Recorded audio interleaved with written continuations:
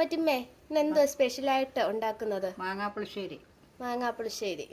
അപ്പം നമുക്ക് മാങ്ങാപ്പുളിശ്ശേരി ഉണ്ടാക്കുന്നത് കാണാൻ പോരാ? ഓക്കേ. ഈ മാങ്ങ നമ്മുടെ മാവേലുണ്ടായതാണ്. ഈ മാങ്ങ കഴുകി വേറൊരു പാത്രത്തിലോട്ട് ഇടുകയാണ്. മാങ്ങയ്ക്ക് പുളിയുണ്ടോ അതോ മധുരമാണോ? ആണോ?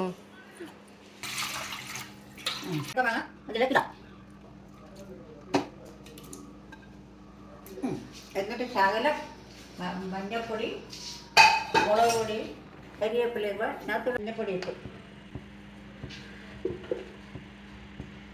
ഇച്ചിരി കരിവേപ്പില. ഇനി അടച്ചു വെക്കും. മാങ്ങ നല്ലപോലെ തിളച്ച് വേകണം. നന്നായിട്ട് ഇളക്കി കൊടുക്കണം. ഇളക്കി കൊടുത്തു കഴിഞ്ഞിട്ട് തേങ്ങ അരച്ച് കലക്കി കുറച്ച് തേങ്ങയും ജീരകവും കൂടെ അരയ്ക്കണം. പരുവത്തിന് അരച്ച് കലക്കി ഒഴിക്കണം. ആവശ്യത്തിനുള്ള ഉപ്പ് ചേർത്ത് കൊടുക്കണം. ഇനി ഇതിലേക്ക് കുറച്ച് തൈര് നമുക്ക് ഒഴിക്കാം.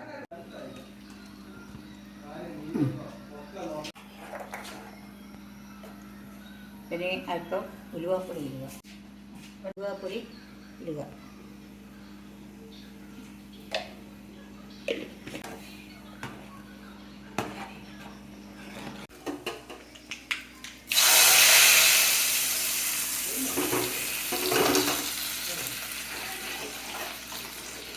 ഇളക്കിക്കൊടുക്കും. മാങ്ങാപ്പുളിശ്ശേരി ഇവിടെ റെഡി ആയിട്ടുണ്ട്. ഇതെല്ലാവരും ചെയ്തു നോക്കണം.